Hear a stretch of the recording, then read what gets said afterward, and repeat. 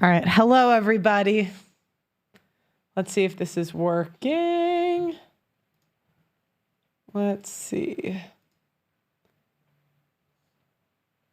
Okay, we got... Okay, it looks like it's working on here. Let's go to the network.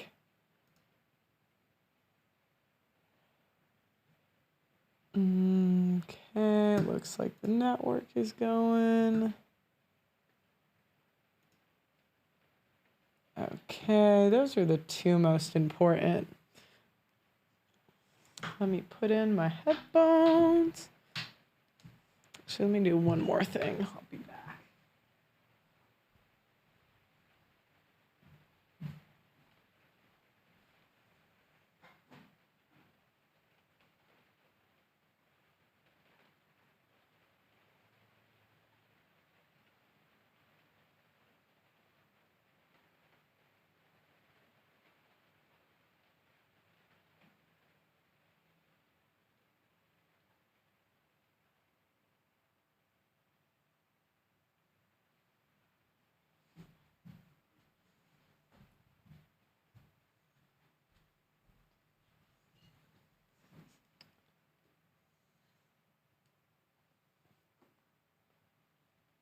Oh, is the song not playing? Well, when even the words we share with each other don't ever...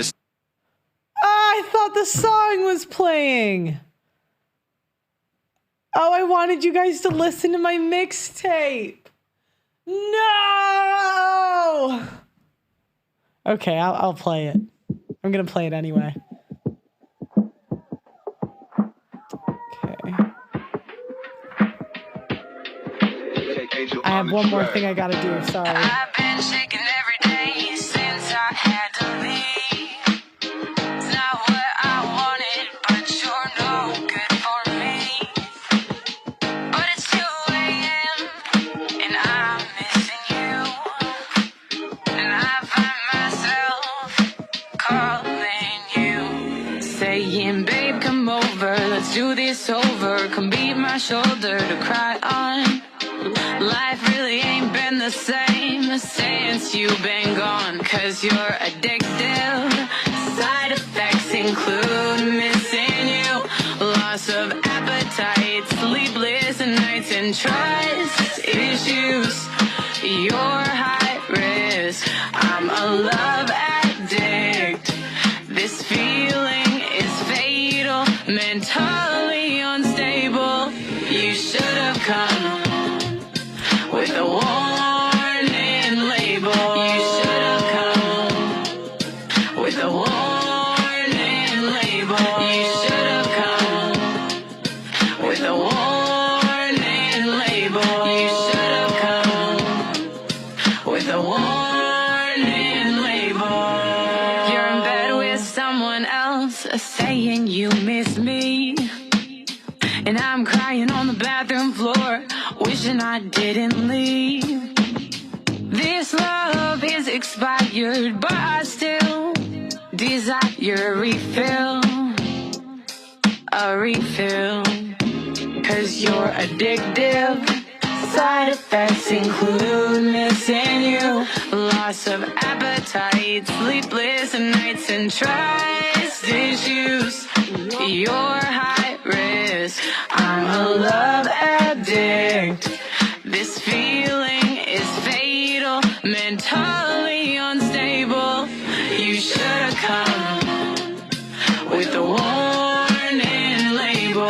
You should have come with a warning label. You should have come with a warning label. You should have come with a warning label. Alright, now I ain't been addicted like this since I was alone and broke, and had a woman holding me down like she was my only hope. Like how we do in difficult times ensue, we can only cope. To say this was my lifeline, I'm tugging on that's a lonely rope. Addicted like Klonopin, praying, asking is God a thing. When taking L's with women, so Rolo tells me that's not a win. Now maybe there's a path that we walk in passing, withholding passion, frightened of addiction to one another, withhold attraction. You don't let yourself fall, you fight your feelings like southpaw. When even the words we share with each other don't ever sound wrong, and maybe repeat the cycle like this ain't my own only feature. Recovery time and meetings don't make me the only speaker. Put my best foot forward, always gave you my best first. You could be the reason I'm forever buried in step work, and that's a risk I'm down to take, cause I've taken it many times. You could read me this warning label as fatal for either side. Is that a sucker? It's been 3 years now and I'm married with a diamond ring. You're with some random girl but still in love with me. I won't admit it, but I see you in my dreams. I wonder, are you the one who's supposed to be next to me? You should have come with a warning label. You should have come with a warning label. You should have come with a warning label. You should have come with a warning label.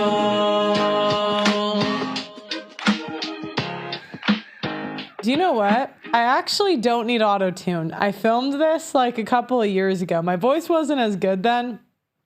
I think I'm going to re-record it. Okay, King Minor, that music stinks. Okay, then why are you here? Log off. Okay. Hello, guys. Welcome to another episode of Pearl Daily. I am your host, Pearl, and I have 3 more days till my producer comes back, and I am not stranded out here. As you guys know, I am self-producing, so please, to God, bear with me. Please, God. Obviously, I can't do everything, and I am very limited on my tech knowledge, so that's why we got these little, intro issues at times. So thank you guys all for bearing with me. But if you do want to support me and you guys want to meet smart, intelligent men that are not famous, go to theaudacitynetwork.com. That's theaudacitynetwork.com and sign up for our monthly or yearly membership.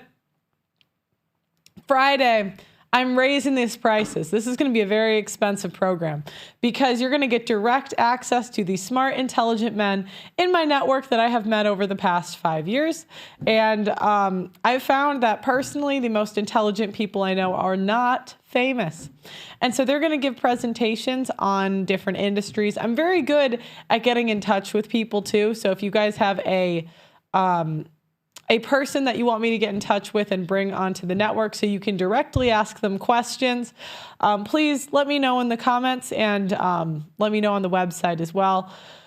And so the price is going to go up Friday, but if you are one of the first 1,000 people that sign up this week, I will keep you guys in it for life. So for life, I'm keeping an Excel sheet of your emails.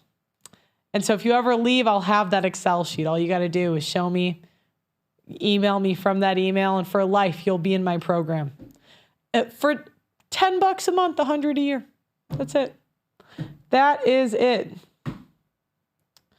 Okay, so today we're going to talk about mothers. Now, the one thing that I get annoyed with is that, women still control the narrative in mainstream media when it comes to many things in society. And the idea is that everything is the man's fault, and it comes from this trend. It's the men's fault for the divorce because the women aren't happy. You men are solely responsible for making a woman happy. It's men's fault for single mothers because men don't stay. And when it comes to parenting, the narrative has created the myth that fathers are not needed and that mothers are superior parents to fathers because they're women. This has put all of the accountability for childhood trauma on fathers while letting mothers get away with everything. Professionals and influencers always talk about daddy issues and the shortcomings of their fathers, but they never talk about the traumas that mothers inflict on their own children. That is what we are going to talk about on today's show. Mother trauma. Mother trauma refers to the psychological and emotional harm experienced by a child due to the mother's neglect or actions. This can include a wide range of expressions such as physical, emotional, or sexual abuse, neglect, abandonment, and witnessing domestic violence. Mother trauma can have the longest lasting effects on a child that can include anxiety and depression, low self-esteem and insecurity, difficulty with attachment and relationships, trust issues, problems with intimacy, substance abuse, and eating disorders. These effects are only made worse by the mother's inability to take accountability for the harm that they they've done to their child. If the child asks any questions about how their mother treated them when they got older, they will usually get gaslit and lied to. Mothers that have inflicted mother wounds on their children will, number one, they'll deny it happened. You know, we have Casey Anthony on TikTok now. That woman murdered her child and is denying that it happened. And this isn't unique to Casey Anthony. Women do terrible things to their children, and when they get older it's like they get offended when you remember. It's like, Mom, do you remember when you did that? And then they get mad at you like you did it. They'll be unwilling to have a conversation about the trauma. They'll rewrite history and use sigh language, shame, insult, guilt, and the need to be right. And what they'll do is they'll lie to save their reputation to themselves, their children, and other members of the family. And any child that wakes up to the mother's manipulation, the mother will make that kid's life a living hell. Mothers that inflict trauma on their child reverse the nurturing contract between themselves and their children. In most circumstances, the mother is supposed to be doing what is necessary to cultivate and reinforce the emotional development of a kid. In cases of mother trauma, the child has to cultivate and reinforce the emotions of their mother. The child must have endless praise on the mother from when they are young and far into adulthood. This leaves the child emotionally and mentally stunted and unprepared for the world as an adult. I hope that one day in the U.S., society judges mothers as harshly as they judge fathers. The mothers can do no wrong culture in America really has got to stop. Giving mothers the benefit of the doubt in all circumstances really needs to stop. She did the best she could, needs to stop. Mothers need to be held accountable for the damage that they are doing to their children. So I'm going to read an article, and it's 10 signs of a narcissistic mother. Moms are supposed. Oh, not a video. 1 second, guys. I'm going to play my mixtape again, whether you like it or not, while I get up. Unless my iPad isn't working recently, so I haven't been able to flip the camera. It is what it is. Give me a second. We're going to. And I'm crying on the bathroom floor, wishing I didn't leave. This love is expired, but I still desire a refill.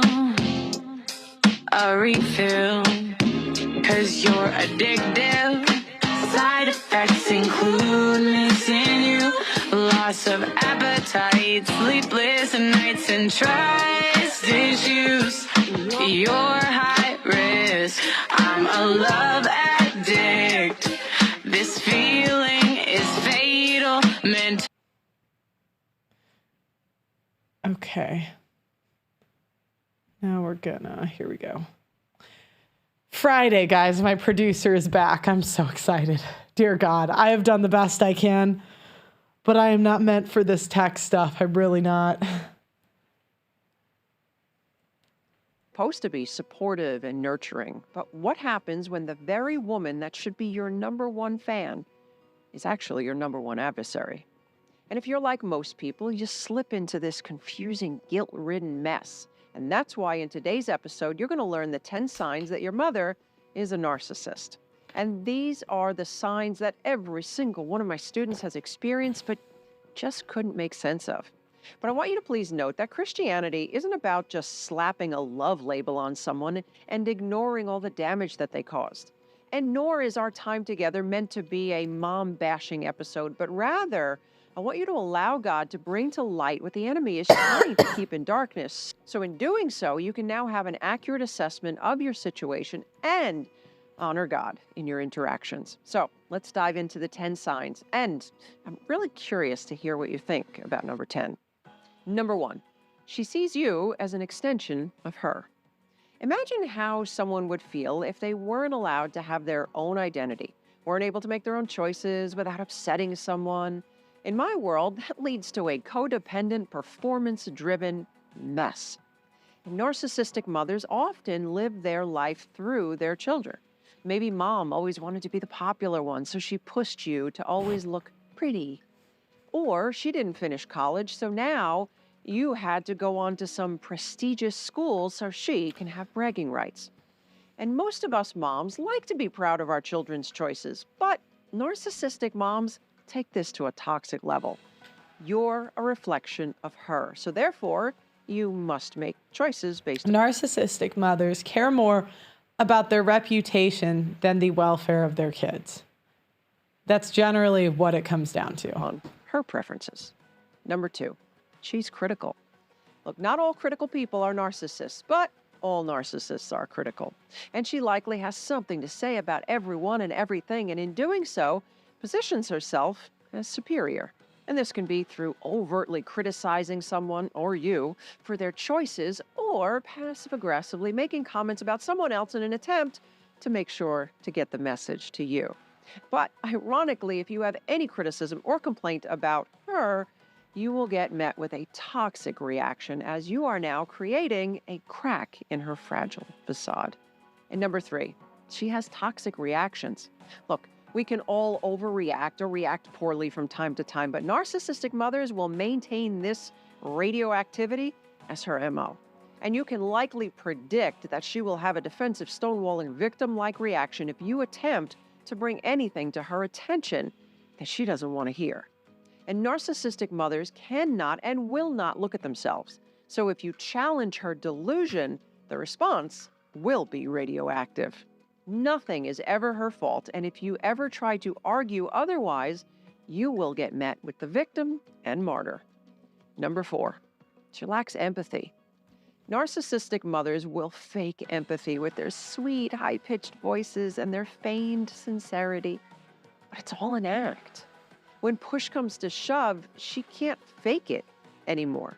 She doesn't care about what you're going through, especially if it inconveniences her or, worse, pertains to her. And some of these moms have realized just how selfish they appear. So they will make excuses like, oh, I have something so much more devastating to deal with, and thereby making you the problem because you don't now have empathy for what she's going through. Whew. If you've struggled under the weight of a toxic mother and want to break free to all that God has for you, I want to encourage you to check out my online course called the Toxic Mother Survival Course. Or we also have another course called How to Heal from a Toxic Mother, Restoring Your Life Through Faith. I will go ahead and include links in the description section below. And number 5, she doesn't respect your boundaries. Narcissistic mothers do not take no for an answer. Your boundaries are perceived as a personal slight towards her, because after all, I'm your mother. Whether she's sharing your personal information to others or overriding your preferences, she believes that you should cower to her commands. And since narcissistic mothers still view their adult children as young children, they believe wholeheartedly that they have free reign over your life, and you... Yeah. Fathers will give kids the information and let the children make their own mistakes. Mothers cannot let their kids fail. And if their kids fail, they are not concerned about their kids failing. They're concerned about how it looks on them. Owe them.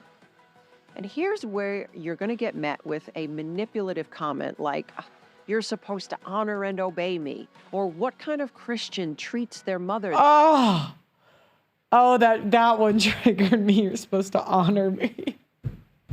That's why I hate Christian women. They always do This way. All of this is in an attempt to disregard your limits and shame you into feeling like a bad person. Number 6, she wears a mask. Narcissistic mothers have several facades that they try to uphold, and this can be done easily for a short period in public, but get behind closed doors in private, and you're going to see that mask slip or fall off completely. Their public persona is in stark contrast to their private one.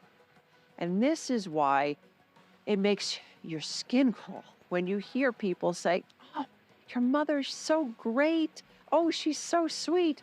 And you think, if you only knew. And number 7, she believes that others are jealous of her. Mom having trouble keeping friends long term? No, I'm not talking about those equally toxic girls that she's been friends with since college. I'm talking about a constant revolving door of people in and out of her life. Narcissists can't have genuine connection with others. So, when those people end up leaving, which they always do, the narrative that sounds best in her mind is, oh, she was just jealous of me. That leads to number 8. She's entitled and self-important. And this trait can be overt or covert. The overt will be a bit more histrionic in her behavior, making overt displays to get attention. Maybe that's dancing inappropriately at a party, or bragging to anyone with an ear, or treating people that she deems inferior like trash. The covert narcissist may not be as obnoxious in her expressions, but make no mistake, she will exude superiority over others. Especially watch for number 10. But first, into number 9. She distorts reality, otherwise known as gaslighting. You can't have a healthy conversation with a narcissistic mother because she is always telling you that you're remembering things wrong. Whether she denies saying or doing something, or just calls you too sensitive when you try to raise an issue, narcissistic mothers don't desire genuine connection. I know they say they do. They desire admiration. And if your questioning her challenges that, she will flip the script on you faster than a fried cook flips hotcakes. And number 10, she has weird facial expressions. Okay, so this one isn't so much proven, but in my experience, I've seen most narcissistic mothers with these almost uncontrollable facial expressions that reveal their contempt for others. From eye rolls to snarky smirks to eye flutters. Can't even do it if I tried. These are all signs of disdain and disapproval towards others. They truly think that they are better than others, including you. Okay, so dare I ask, how many signs have you seen so far? Let me know in the comments below. And did you know that growing up with a narcissistic mother can actually lead to people-pleasing, where you're always saying yes and I'm sorry? And if you want to know just how much this has impacted your life, I want to invite you to go ahead and take our... Okay, let me switch the screen real quick.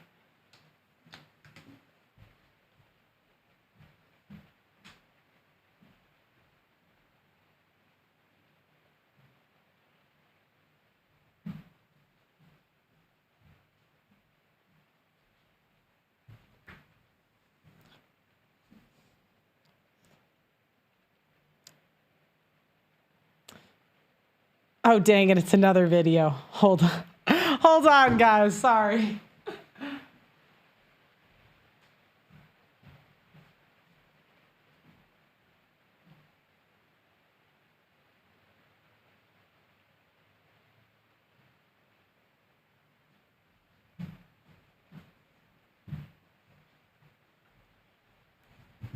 Okay.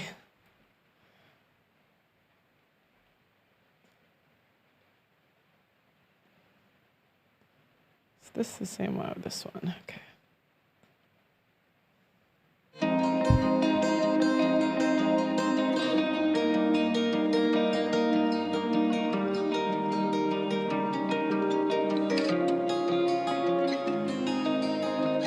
Hey guys, I'm Dr. Kim Sage. I'm a licensed clinical psychologist, and this next few series of videos are going to go a little further into what I like to call mama trauma. What is mama trauma, you may ask?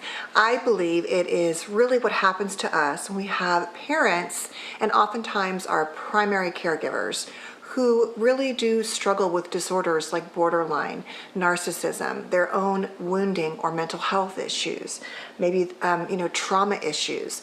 But whatever happens is that over time, it's not a one-time event. It's a chronic, classic CPTSD dynamic where there's chronic interpersonal trauma, often between you and your caregiver, which it may be an auntie or grandmother, but it really is that mother role.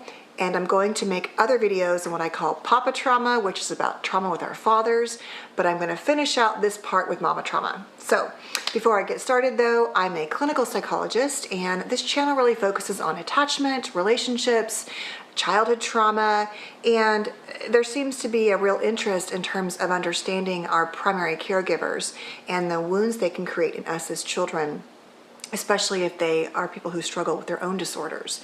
So that is what this whole series about mama trauma will be exploring. Please feel free to click the bell, and that way, if you want to subscribe, you'll get notified when I post new videos.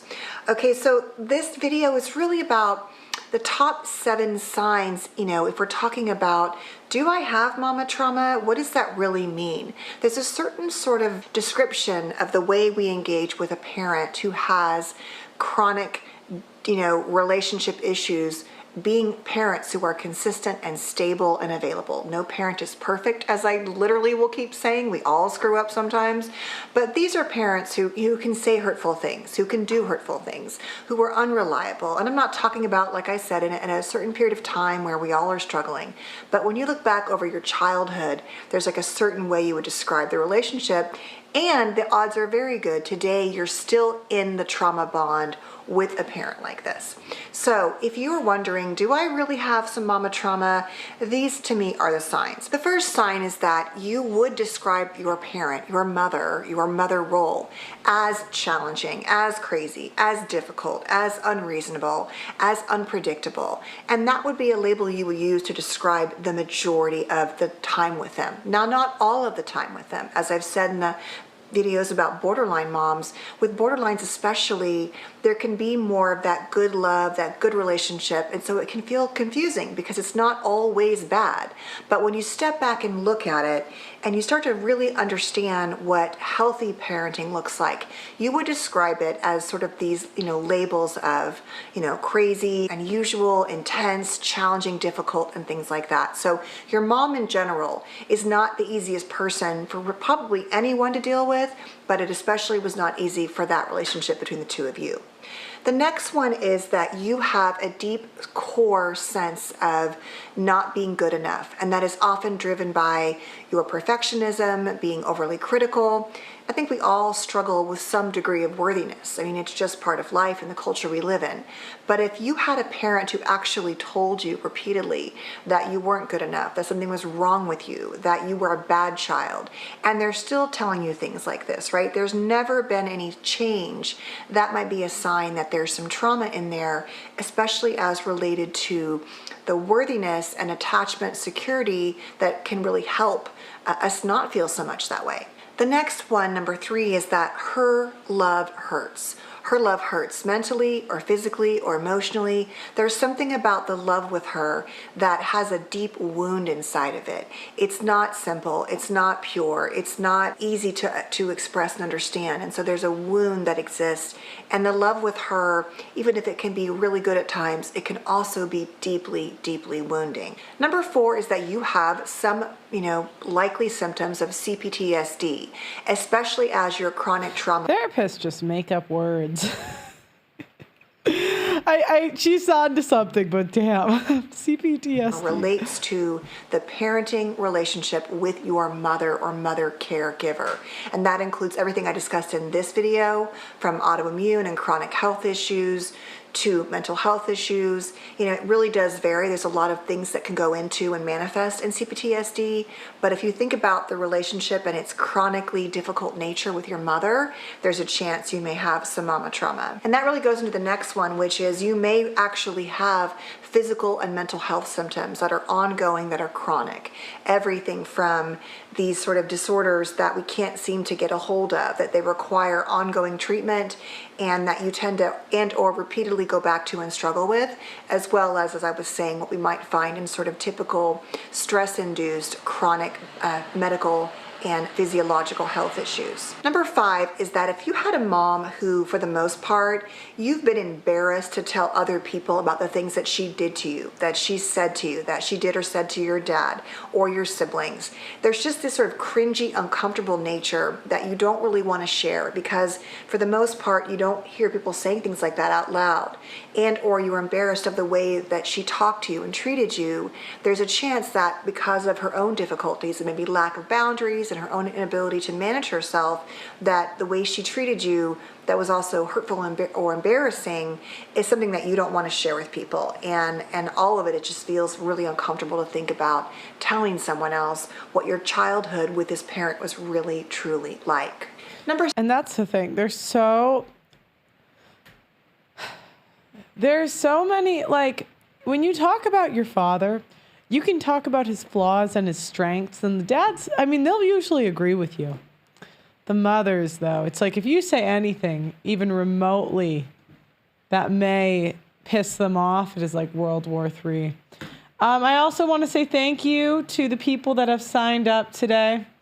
We just had someone sign up to the website. I'm just going to say, hold on, at the bottom.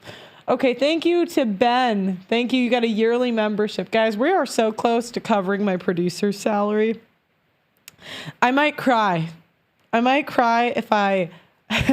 If we cover the, I have, I don't want to say how many people, but if we cover all of the people, so everyone has job security at the company, I will just be very excited that it'll be a good day. So thank you guys so much. I know what it takes to support like a YouTuber.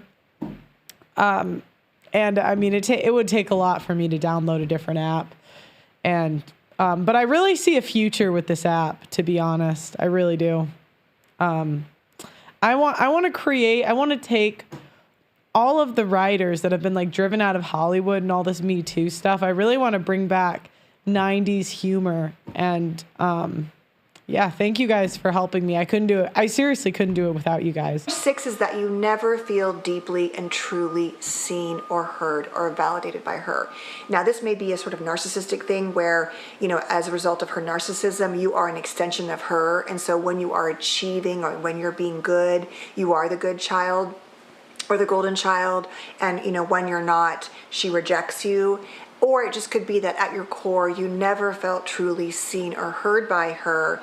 And then that kind of connects to all the other things around embarrassment and wounds and name calling or whatever in that regard. Someone said my ex-girlfriend's narcissistic mother ruined her marriage to her college boyfriend, was a major factor in our splitting up. She's 67 and her daughter's 25. At the core, you really feel like there's this wide disconnect between her seeing you and loving you and accepting you for who you are, even if there are differences. And the last one would be that you have an intense love-hate relationship. Now, I think the love-hate can often align really well with borderline and splitting. As I keep saying, you do get some good love, but it's also true with many other parents who have narcissism and things like that. For the most part, unless they're on the extreme end, it's not all bad all of the time, though I know that it can be. You can have good vacations with some parents who you don't have a good relationship with. You can have some moments where it was good, but the vast majority of the time you feel these intense emotions towards them. And the way you really know is if you've said things like, I hate my mom, I hate her, and you're like a grown adult, right? We're not talking about you're a teenager and your parents are driving you crazy and you're trying to become independent. This is a full-on, thing where obviously you wouldn't want to say out loud to many people, but you do have this deep love or deep hate, and they often coexist. Okay. We're going to move on to the next one. If you've ever felt... So this is a woman talking about her mother not liking her. If you've ever felt like your own mother doesn't like you, I'm going to explain to you why this is. Many of us... So this is the competing mother, the mother that competes with her daughter. ...look for validation, acceptance, love from our mother. And if your mother never received those things from her own mother... Yeah, this is another one.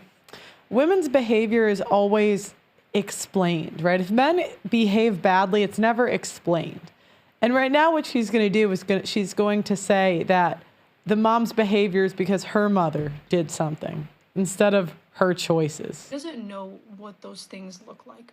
When you're asking someone to be a safe space for you, to take responsibility, to love you and be there for you in a way that you need, if they themselves have never received that, you're like asking them something in like a different language. They don't even know where to start. And we're going to do a call in later.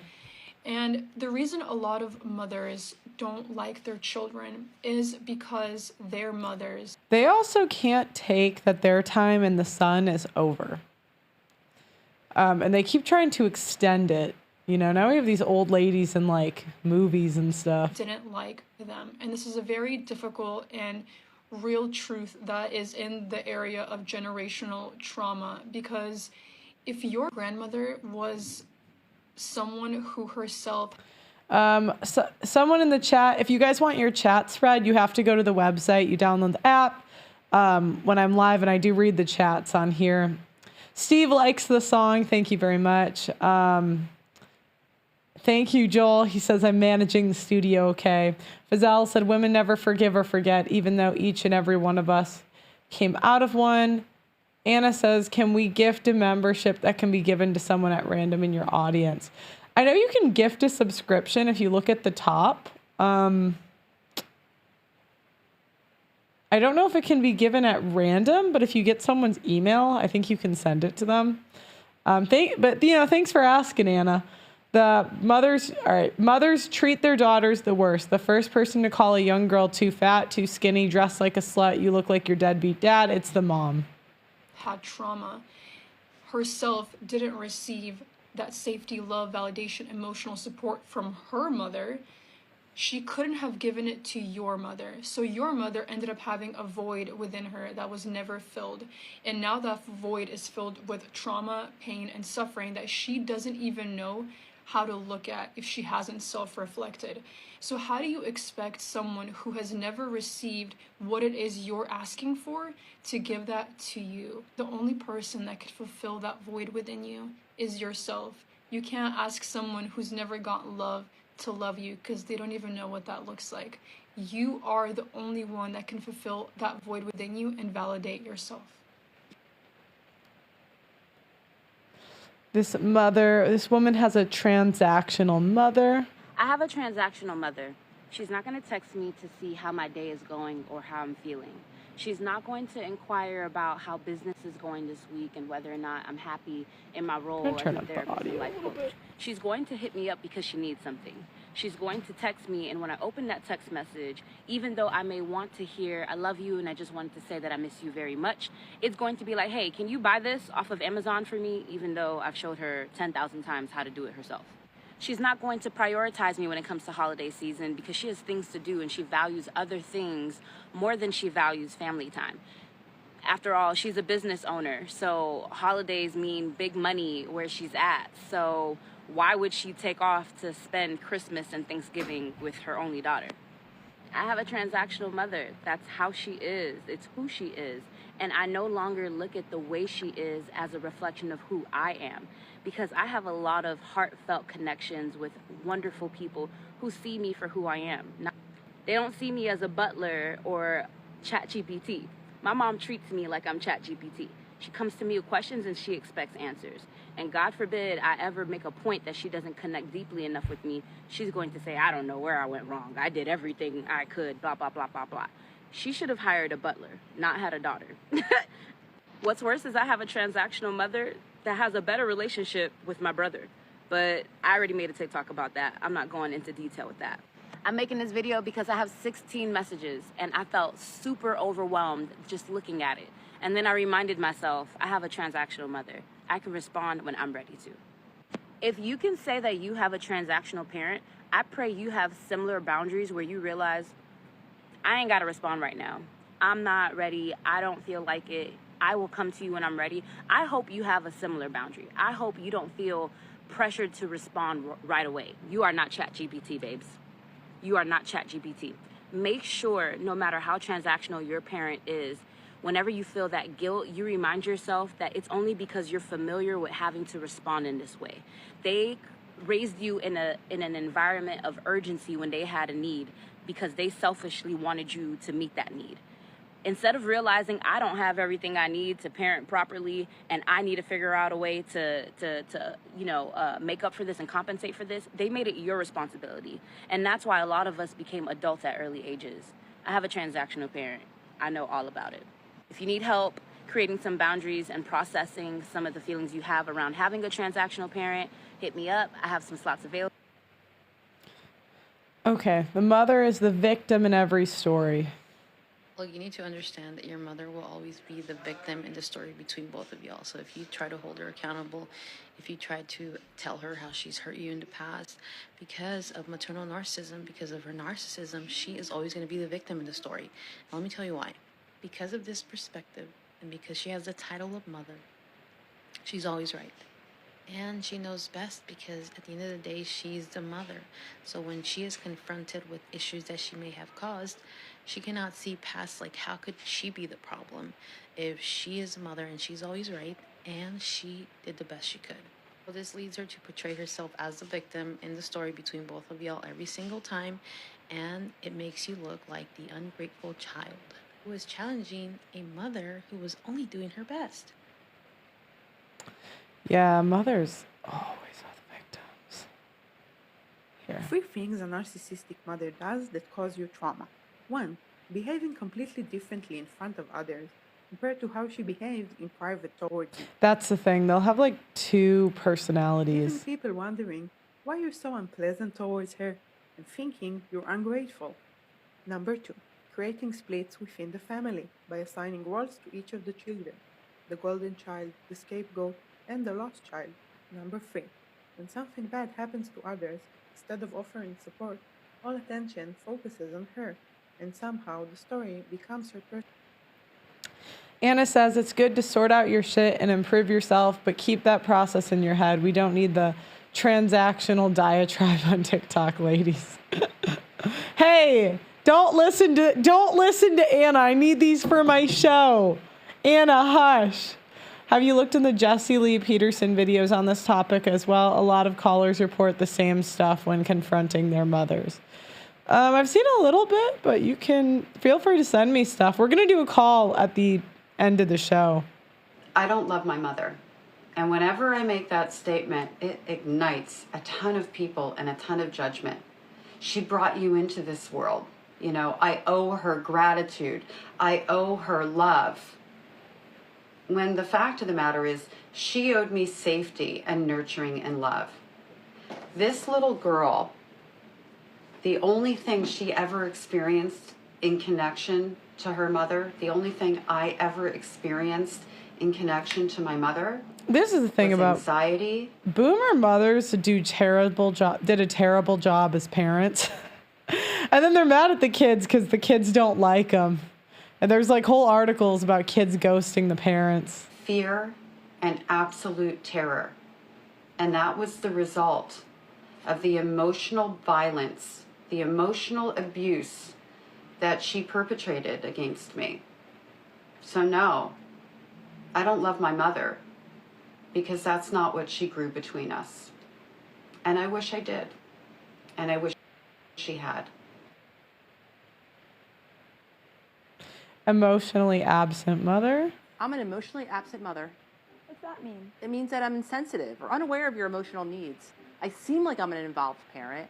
I'm at school functions, I'm at your games, but I take very little interest in how you think or what you feel. I don't really know how to comfort you when you're upset or how to see your perspective about anything at all. That doesn't sound good.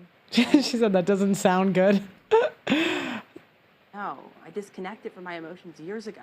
I've been completely shut down. So anytime you're upset, I get super uncomfortable and pretty much just ignore what's happening. It's my only coping mechanism. Okay, so how will this impact me? Well, I'm not empathetic to anything you go through. I'll just tell you to stop making a big deal out of things. Or I might not even notice that you're going through something at all. You'll notice my disconnection though, and you'll do all you can to win my love, trying to be perfect and overachieving. You won't have the space to develop a healthy sense of self. You won't know who you are. And at the same time, you'll feel conflicted about me. You'll know how much I do and sacrifice for you, and you'll be angry at me because you know something is really missing here because you have this deep sense of loneliness, even when we're together. That's funny, okay. I'm going to put on an Audacity Network show while I go set up the Zoom link.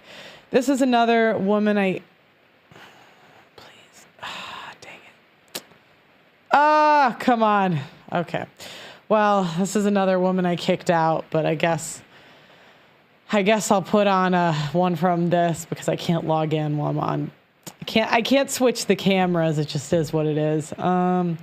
Pearl Davis pre-game show. I'm sure there's something on YouTube. Here we go. This full thing is on my website too. What up, guys? Welcome to the Just Pearly Things YouTube channel, and welcome to the pregame. Okay. Before I start, do not forget to subscribe to the channel and ring that notification bell. That way you're going to be notified of my daily videos. Like the video on your way in. We have a special panel tonight. But before we get to that, a couple announcements before we start the show. The first is that we have two Clips channels, Just Pearly Clips and Pearl Daily. Make sure you go subscribe to both of those. Sign up for our membership tiers. Follow me on Instagram. And thank you for 800K. And thank you for 100 episodes. All right, guys, let's take a quick second and hear from our channel sponsor. Identity theft in America is skyrocketing. U.S. consumers reported roughly 588,000 cases of identity theft tied to credit cards, auto loans, and other financing last year. That's up a shocking 155,000 cases compared to 5 years earlier. But you can help prevent your data being stolen with Virtual Shield One. Virtual Shield One monitors your accounts for red flags from identity theft and is backed up to $1 million in insurance coverage. This all-in-one security suite also comes with an anonymous browsing with Virtual Shield's no-log, military-grade encrypted VPN. One privacy study showed 31% of respondents experienced a data breach within the last 18 months.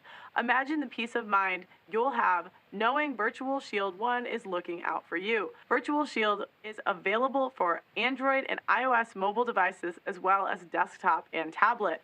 Act now and get a free dark web scan and 67% off with a 60-day risk-free across all of your devices by visiting www.virtualshield.com/Pearly. That's www.virtualshield.com/Pearly, or simply click the link in the description box below. Find out why myself and hundreds of thousands of users trust Virtual Shield One every day. Remember, supporting my sponsor helps support the channel. Thank you guys again.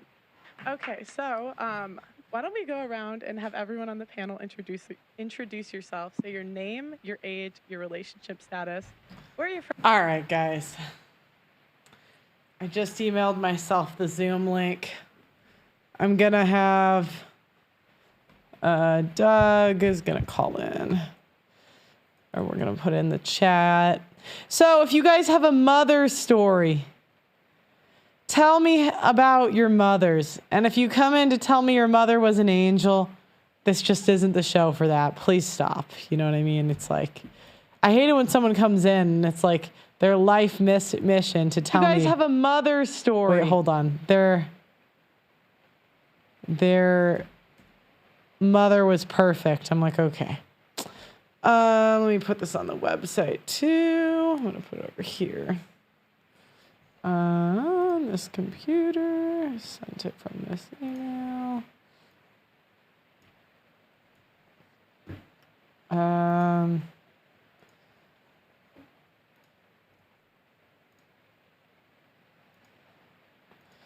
Okay, I put it in both.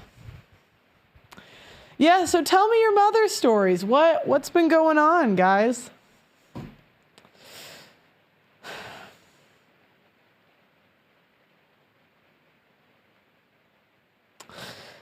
One mother's story I realized was that pretty much all women have been alienated from their dads. It's like universal.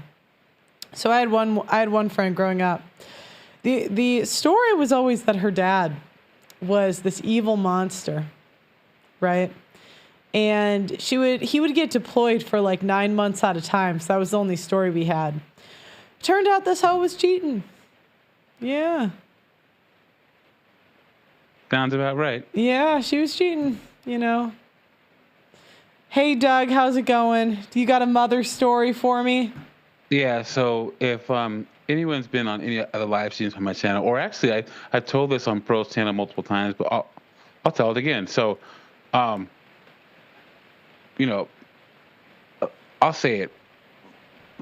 This has nothing to do with Pearl, everyone. This is Doug in PA saying it. I always know when you say this, it's going to be a race thing. Well, you know what? Hey, you know what? Thanks. It's okay. It's okay. I put it in the chat. Black mothers are the worst. American black mothers are the worst mothers on the planet, and you can't tell me different. Now they say, Doug in PA, how can you talk about black mothers like that? What about your mom? Yeah, my mom was awful to me too. In fact, I used to run a mentorship group where I would mentor AJ and I. We would mentor young African immigrant and African American men. Okay. And there was just a brotherhood. All of us had awful mothers. All of us. Every single, because you can't tell them nothing. You know, they have all these outs to taking accountability. Well, I put a roof over your head. I put food in your belly. You know, what are you complaining about? You know, so anyway, I hate using these terms, but I don't know how to put it. Like, my mother was verbally and emotionally abusive. I grew up in a verbally and emotionally abusive household, and you know, my parents were married, but my dad worked a lot. He worked all the time.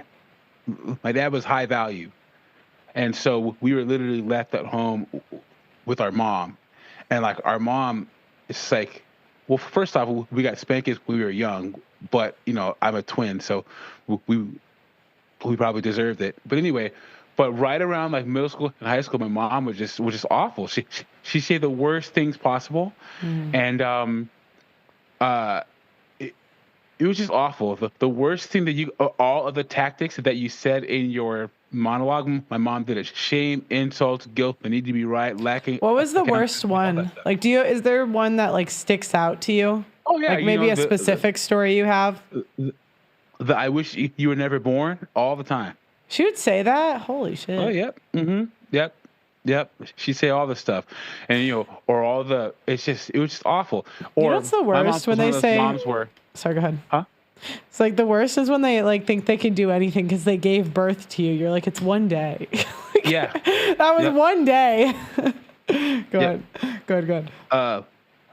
I carried you for 9 months, blah, blah, blah, all that stuff, right? And so the thing about my mom, she was a depressed, miserable person, and her goal was to constantly make the house that way. So I grew up in an environment where there's a person in the house that just her goal was to make things uncomfortable for you. So you were always on edge because she'd always say something harmful. She'd find a way to turn any good news, anything going on with your life. So we just stopped sharing things with her. You know, any accomplishments, anything like that, because she was going to find a way to tear it down. And also, my mother was one of those mothers where she should have been doing the emotional maintenance on us to foster us into healthy adults, but we had to do the emotional maintenance on her to constantly validate that she was a good mother, even though she wasn't. How would she try to ruin your day because she was depressed? So, like, how would she do a day to day? I'm just wondering. So, just. She would listen. How am I going to put this here? She'd always find a way to insult you, always, about everything, even stuff that you can't even think that you get insulted about. All of your hopes, all your dreams, she's tear it all down. Can I have an example? So I was about to say, can I have an example? And then you started to go. So you know, I got accepted to the school. I went to community college first, and I got accepted to the school I always wanted to go to, and I knew that I transferred from community college to university, and I knew I was really happy, but I didn't want to tell my mom because I knew that she was going to find a way to tear it down, right? So I didn't tell my mom till 2 days before I was going to leave, and the last thing that she said to me before I moved, I had my car packed, I was ready to drive down there. And the last thing that she said to me was, I don't know why you're going down there because all you're going to do is fail out and end up on our couch. Then what are you going to do?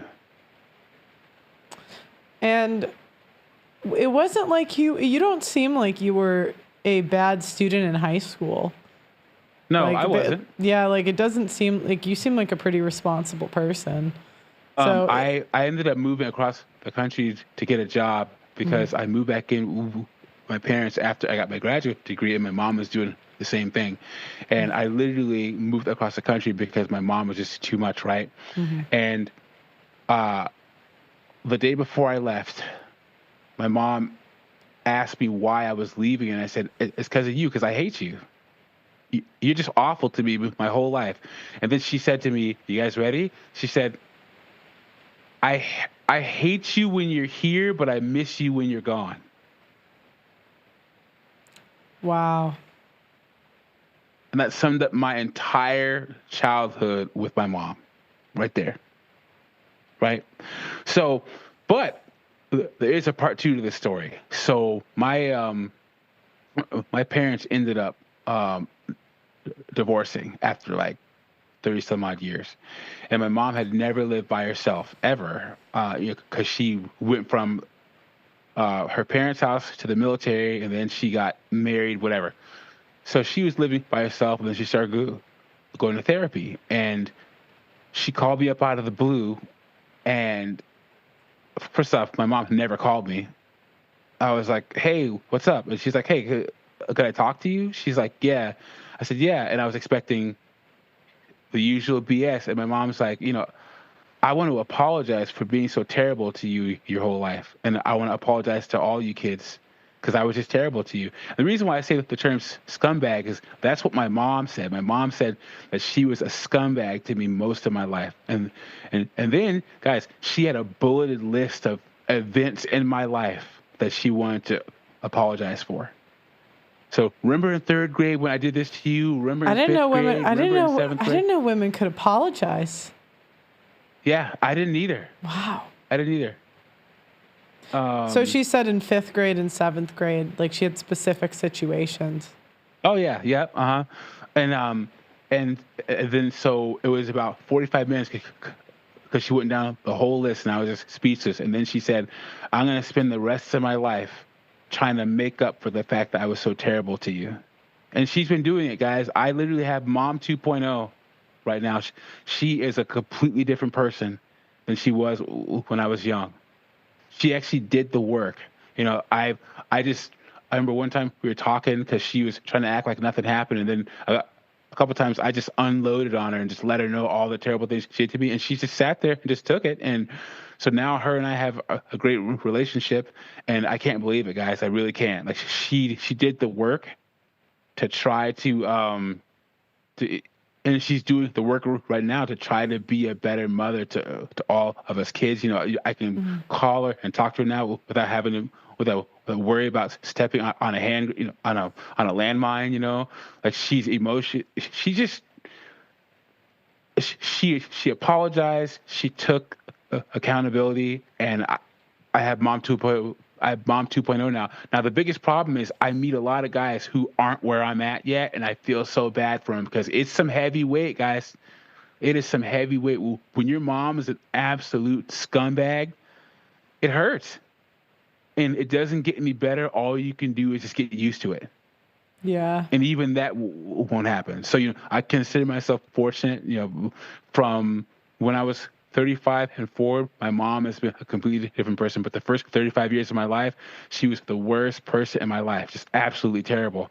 And I grew up in the suburbs where there was a lot of, stereotypical moms, housewives and stuff.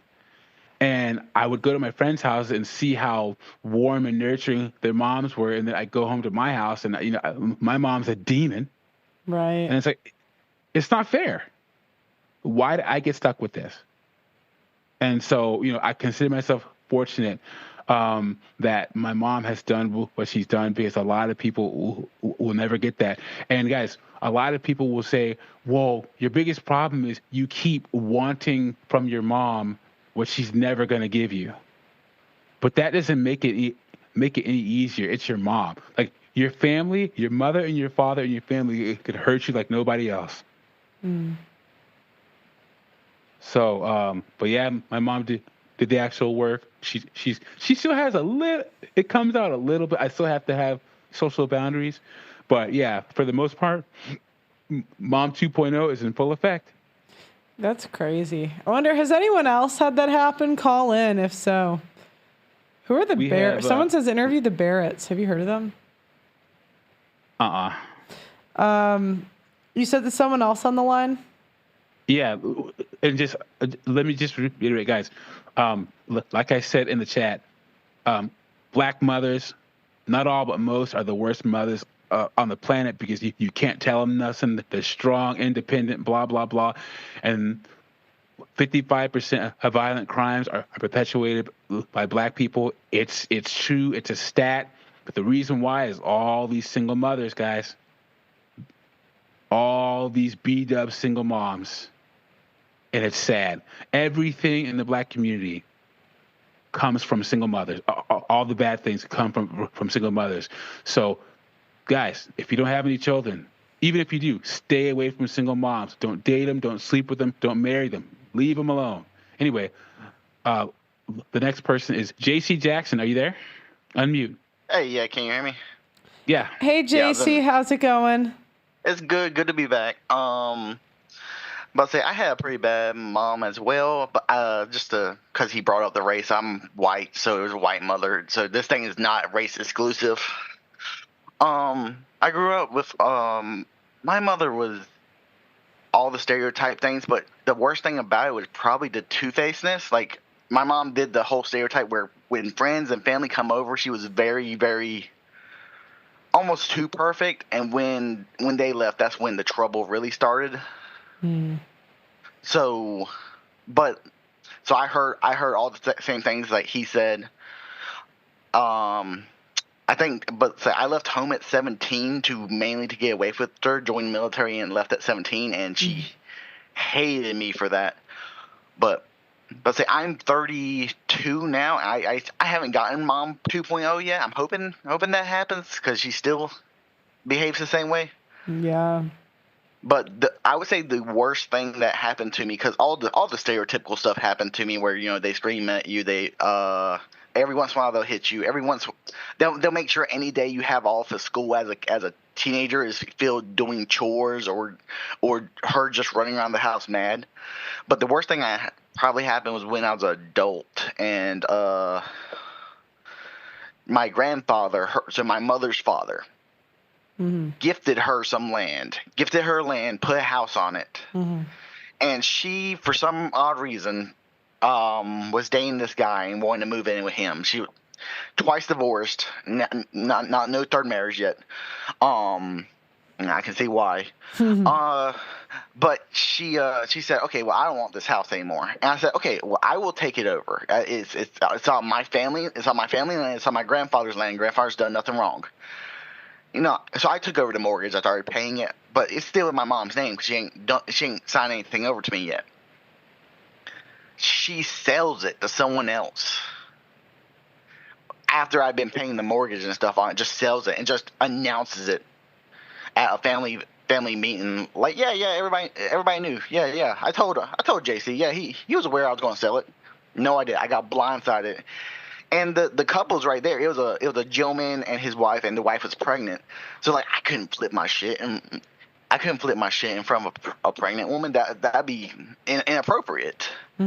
But yeah, that was one of the worst things that ever happened. And then we got into a fight maybe a year or two ago, where she started to want to come around for like grandkids, but she would play very weird favoritism with the grandkids, and like she started doing the mind games with the grandkids, like wanting to talk to my kids behind closed doors about when me and her had a hard argument. And I told my mom, I said, look, you gotta get lost. Like if we didn't have grandkids, or I wouldn't have nothing to do with you. And my mother sat there and said, all right, well then lose my number. And I said, dumbass, I know where you live. Like, what do you mean? Yeah. Wow. So she would try to manipulate your grandkids and turn them against you. Yeah. Like we got or your into kids. Her we, grandkids. Yeah. You're good. Yeah, we got into a massive argument, and she wanted to go talk to my daughter, and she tried shutting my daughter's door. I said, oh, you leave that fucking door open. And because I made her leave the door open, she wouldn't even talk to her, and she left the house. Yeah. So I had to record us getting into a fight. She came over and got into a fight with me one day. I had to hit record on my phone, put it in my pocket so where the phone camera was hanging out, so she couldn't tell we were being recorded. I had to record the fight so my dad, my grandmother, and my grandfather could all see what she was like behind closed doors, because right. The whole family. What would she do? Like, could I have like a play-by-play of what the fight was? So generally she'd come in, slam the door open way too hard like normal, usually scream my name, and then she'd just start flipping on me about something that either I didn't know about or is, honestly none of her fucking business. Right. Like one time my daughter called me to ask me permission for something, and I said no. And she's there with my mom because she's with my grandmother. And my mother's mom, because I still want them to have a relationship, even if we're not in good terms. I try to do the right thing. Why? But oh my God, you think that's the right thing? You don't torture the grandkid too? Sorry. Yeah, like I said, this is before I cut her off, like that. Before that argument I told you about. Yeah. Okay. Like, every man tries to do the right thing for a while with their moms, like the last guy said, but she would just come in here and scream at me, and she would do this thing. And I know a lot of men know about this. Your mom will kind of buck up at you because let's be real, they know they can't win the fight, but they know most of us won't hit them. Yeah, I was just about to say that she can buck up because you're never going to raise your hand to your mom ever. Yeah, I've noticed this a lot. Like she will do it every argument. I'm just like, and one time I just had to tell her, like, look, I could throw you through that wall, right? Like. And so she would hit you. Would she hit you like in the face, on the arm? How would it usually go? It's mainly pushes to the chest. Like, okay. Like open palm, like pushing somebody in the chest, like just that. I don't know how to describe it, but they're egging you on. They want you to do something. Yeah. And it's just that type of stuff happens, and no one believed me because what she would do is she would go run and she would spin her side of the story to my dad, to my grandparents, because and then I would hear about it. Like I would get a call from my grandparents. So what did you do? What happened? I'm like, I didn't do anything. I'm sitting here minding my own business. And she just came at me ill about something. And like I said, I had to record her to get proof for people to believe me. I still have a little female cousin that's she's not little, but she just turned like 19, 20. But this cousin is ugly to me to this day because she thinks I'm mean and disrespectful to my mother. I'm like, no. Yeah, she's two-faced, and some of them just have never seen it. Yep. And she put not a deep, but she put like a slight scar on me on my neck, like the week before I left for the military, because when she found out I was leaving for the military, she like tried to choke me out, and I was like 17 years old. I still could outpowered her, but I didn't fight back. Yeah. And so like one of her nails like scratched up my neck pretty good. It had like the week before I left for the military. That was a fun little explaining, like, hey, recruit, where'd you show up with that? Some of them probably understood. They were like, yeah, it's happened to me, But I'm 32 years old. My mother's 22 years older than me, so that makes her 54. Wow. And like she still acts like this to this day. It's that weird bit of like feminism and aggressiveness that like it doesn't matter where you're from. Like some people like feminism just seeps so deep in they don't even understand what they're doing. And I'm like, she's like, I always say white women are more sneaky with their aggression. Like white women, that's just my observations. Like black women put their aggression up front, or white women, it's like I had a divorce attorney say that he feared he would never marry a white woman because of how brutal they were in divorce court. Yeah, white women tend to be two-faced with it. Black women are openly aggressive. Yeah. And then Latinos, we accept they're aggressive because most of the time they're hot. That's funny. Okay. Well, thank you for No calling problem. in and sharing, JC. We'll call in anytime, okay? No worries. What? And Tom, are you there? Unmute. I'm here. Can you hear me? Hey, Tom, how's it going? Going well. How are you? I'm good. What do you have on the topic? What was your mother like?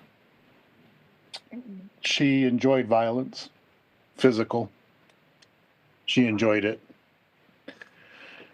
And I didn't know until my 30s that she was the one that had broke my leg when I was 2. Wow. No way. Yeah, she slipped up in a communication when she was, you know how people who are trying to cover up a lie, how they'll slip sometimes because they're in the moment. Right.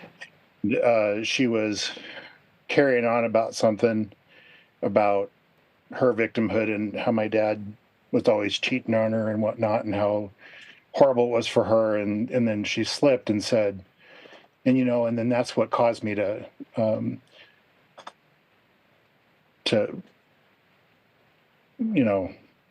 do what I did to you when you were 2. Up until that point, I thought that I had fallen down the stairs.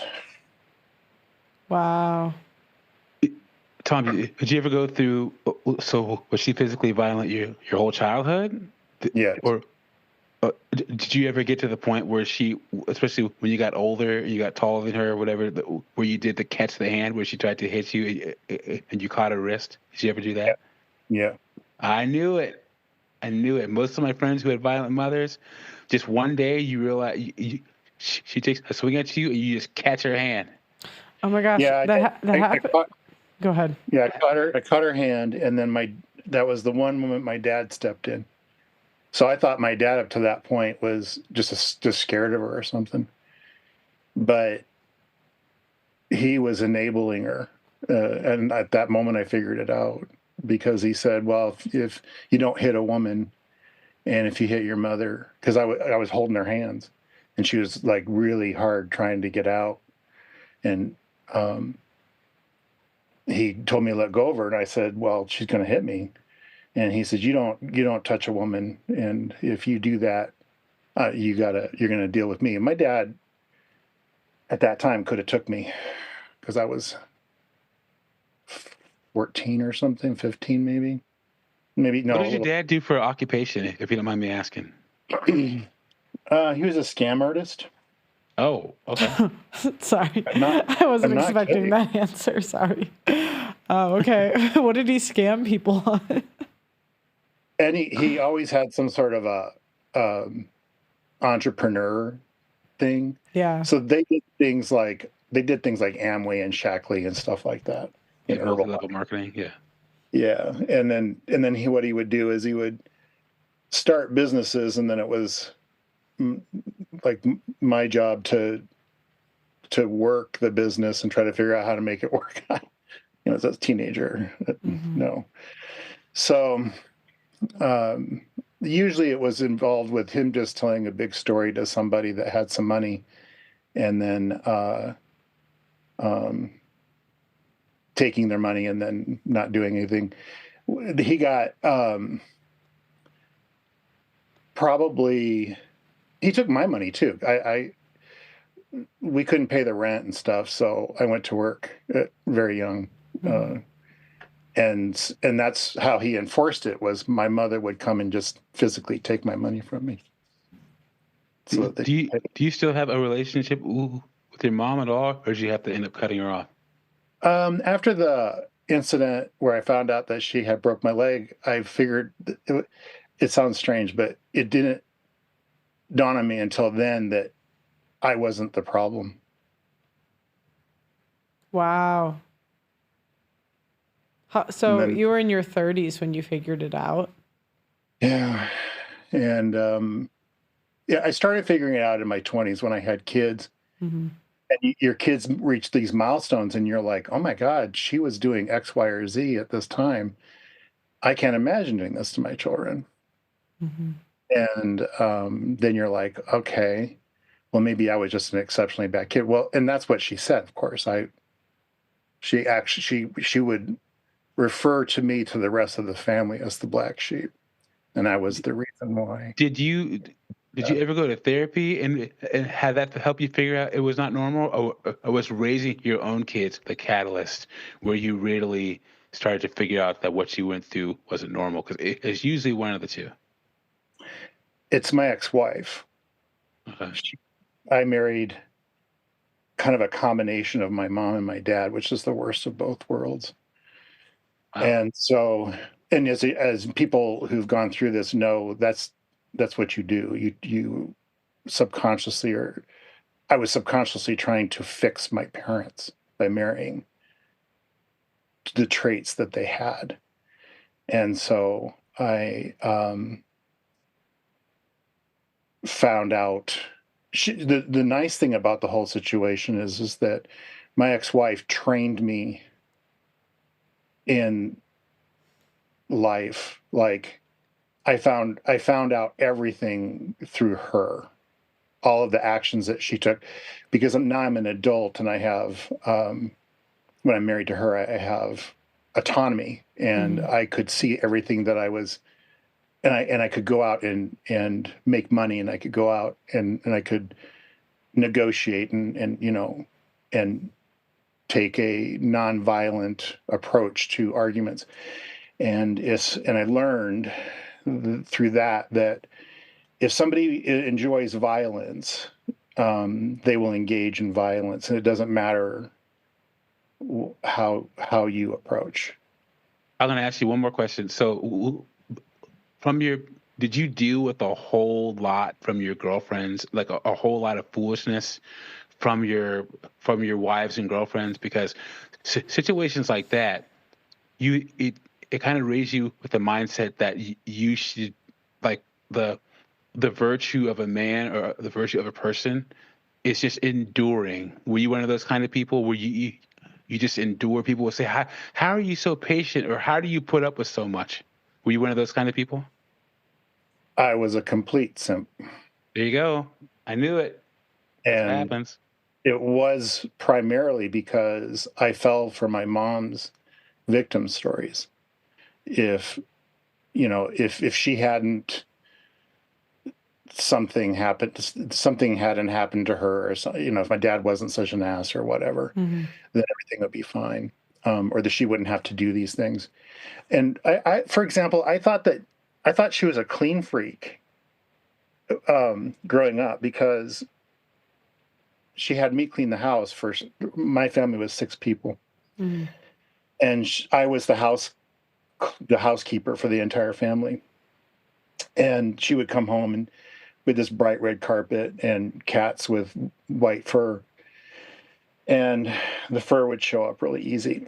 So I was really fastidious about cleaning all of it and everything, and she would come and glued, and I won't tell you what she did, but you can all imagine. And later on, I thought that it was just because she was such a clean freak. And then I moved out of the house, and then their house turned into a disaster. And my dad's a hoarder, and so he just hoarded it up. And I was like, what's going on here? And she's like, oh, I just haven't gotten around to it. And so I realized that she just enjoyed having a slave. That was really more about that and less about being clean. So it was like a way to control you, basically. Yeah, it was a control technique. Absolutely. Yeah. Okay. So, to answer Doug's previous question, you don't really ever get over it, because what people don't understand about this sort of thing is if you're abused as a toddler, your world isn't safe. You don't socialize properly with other children, and I didn't. And so I had no friends, and the other kids stayed with for obvious reasons. I had massive behavioral problems. Mm-hmm. And so it's a lifelong damage. And the biggest thing that didn't happen was nobody in the neighborhood said anything. I look back on it, I'm like, it was obvious that she was a monster. Mm-hmm. And we had a very large extended family. My grandmother didn't do anything about it. My other grandparents didn't do anything about it. Nobody in the neighborhood did anything about it. The teachers didn't do anything about it. And she constantly threatened. She's like, we're going to, if you say anything, then you're going to get taken to foster care, and they're going to, and it's going to even be worse there. And later on, as an adult, I was like, well, it wouldn't, no, it wouldn't have been worse. It couldn't have been. That's crazy. Yeah. Well, thank you for sharing, Tom. We really appreciate it. And, it's good to tell stories like this because, like I said before, I used to have a mentorship group, and a lot of the guys I used to mentor, we would just share stories, and it would, they were younger than me, and I would share my story, and it would kind of help them make sense of their situation. And I'm pretty sure that your story is going to help a lot of guys in the chat and who are going to watch this make sense of their situation. So thank you for sharing. We really appreciate it. And call in anytime, okay? Yeah, just let them know it's not them. That's the biggest thing, because they think it. I thought it until I was in my 30s. Oh, okay. All right. Is it? It's Jame. Jame? Are you there? Jame. Jame? I can't believe she broke a 2-year-old's leg. That's insane. Did you see? There's this nurse that was breaking babies' legs and arms in a hospital. Yeah, she's being tried right now. It was awful. Okay. Thompson, unmute. You're still muted. You are still muted, my friend. You're still muted. Also, we just had another sign up. Hello. Thank you, John. Thank you, John, for signing up, guys. 3 more signups would be great this show. Sorry, what was the name, Doug? Or Thompson. Thompson. Hi, welcome to the show, Thompson. Hey, Phil. How you going? I'm good. How are you? Yeah, not too bad. Oh, are you in England? Pretty good, actually. No, I'm Australian. Oh, okay. Yeah, Australia. Nice. First up, I gotta. If you're one of our Canadian brothers or Australian brothers, Thompson, I'm glad you made it another day, man. Because Canada and Australia are both feminist hellholes that hate men. So thank you for being here, and thank you for making it another day. Yeah, cheers, brother. Now there's a lot of misandry here, man. Especially the last few years. Do you have anything on the topic? I'm not too really sure to talk about. I just kind of wanted to say, after my parents' tumultuous marriage, I've never really been able to fall in love. I've had girlfriends and stuff, but they've never really lasted very long. And go ahead. I'm sorry. Do you think that's from your parents, or was it from your mother? Lot to do with the way that my mum used to treat my dad. Mm-hmm. But then my dad was my dad would always bash her up, So by the time I was 15, 16, I'd be fist fighting my dad on the front lawn. Mm-hmm. And even the cops would come over, and the cops wouldn't even do nothing really. They just, tell my dad to keep it down and shit like that. But I think it stems more from my mum, to be honest with you. Mm-hmm. Yeah. How so? Just kind of like the last dude was saying, I feel like she's definitely a bit of a monster too. Just exactly like the last bloke was saying, and everyone else knew it. you know, but no one really decided to step in and put a stop to it, you know. And my parents never got divorced because my dad died of a heart attack as well, like 10 years ago. So. And so, have the girls you dated, have they been like your mother or have they been different? They've been a little bit different, but I can just never connect with them, you know? Mm-hmm. Well, so you can apply. Okay. When I was mentoring my mentees, and one of them would say, Doug and Pia, I'm just not happy at work. I'd say, why do you think that you get to be happy at work? Like, why do you expect to be happy at work? Like, most people aren't, right? Mm-hmm. So take that out of the equation and see how you feel about your job. And I can kind of say that about love in a relationship. Okay. I think that respect comes first, utility comes second, love comes third. Thank you, Kevin Samuels, for that. Love is a feeling that comes and goes.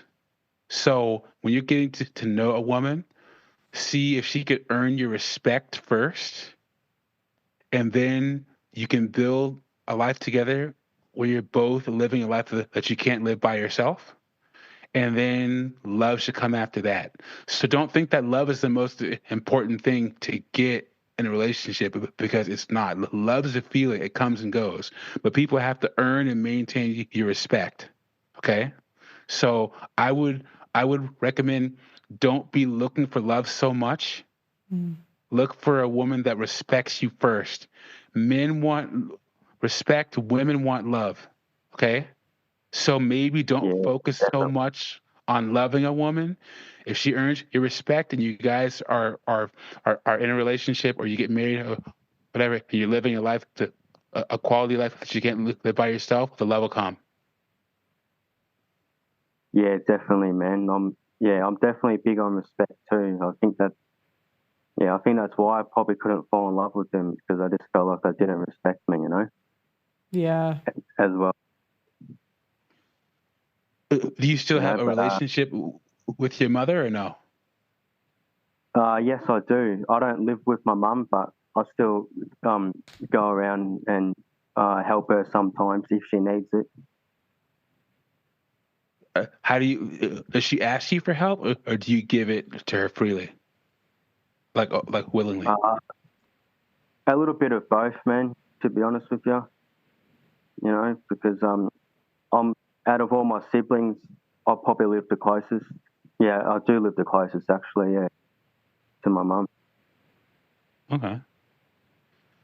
Well, you know, how old are you, if you don't mind me asking? 29. Yeah, you got plenty of time left. Keep your head down, because when you hit 35, man, if you put in any kind of work to be, if you have a highly valued skill, highly valued trade, highly valued education, and you're building towards something, bro, once you hit 35, the whole world opens up, man. I'm telling you.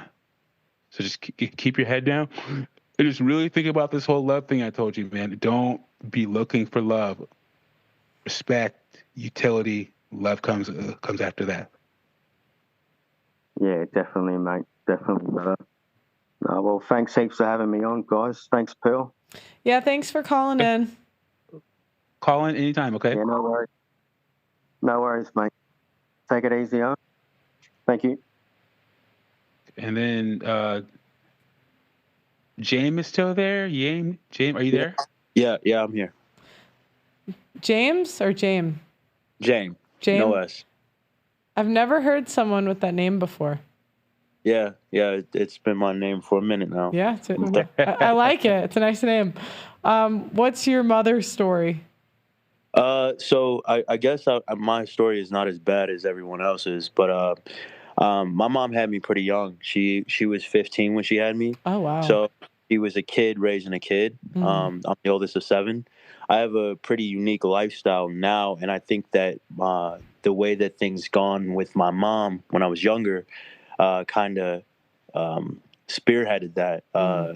I guess I can say that because she was a kid, she was with a lot of guys that wasn't my dad. Um, so a lot of different dudes in my life from a young age. How many fathers to the 7 kids?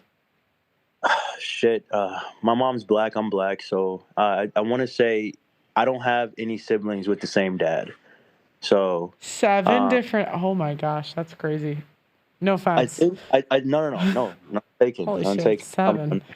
Okay. Wow.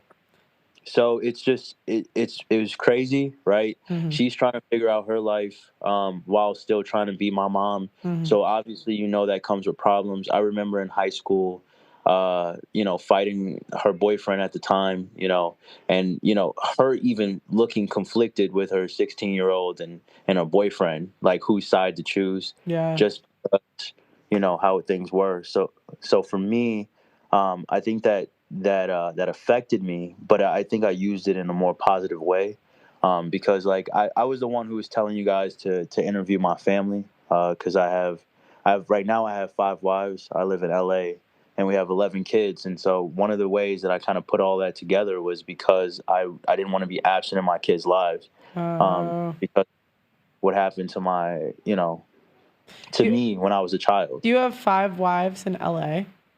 Yeah. What 5 do you wives. do for a living? Are you Really? are you rich? Like that sounds like an expensive lifestyle. I used to live I'm from Chicago, Mhm. and I live there, and I do real estate. So that's like the main thing that I do. I invest as well, so that's kind of what I do. Are you But Muslim? Or no, I'm not. There's no religion. I'm just wondering how like you sold this to the women in the West. I just feel like I don't know many. I know women that would be side chicks, but not like it's weird, right?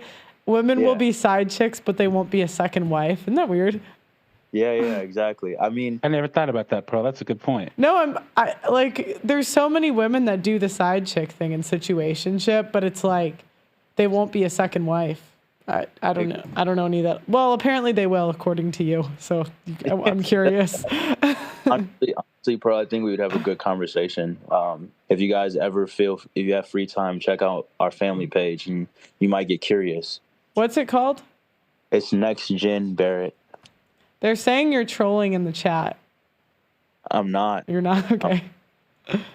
Next Gen Barrett? Is it on YouTube or what? IG, TikTok.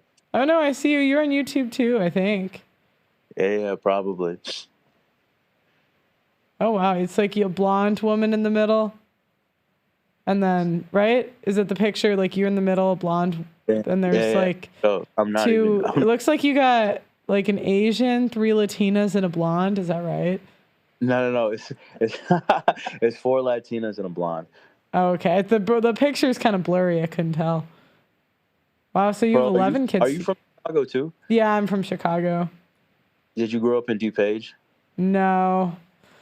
Oh. Wife 1. So do they get jealous? Yeah, like I mean, there's so much to talk about, but I think that it's a good conversation to have. Maybe your viewers might like it. Yeah, I might be in LA soon. Maybe I could have come. to set that up because that sounds interesting as Yeah. It's like I might.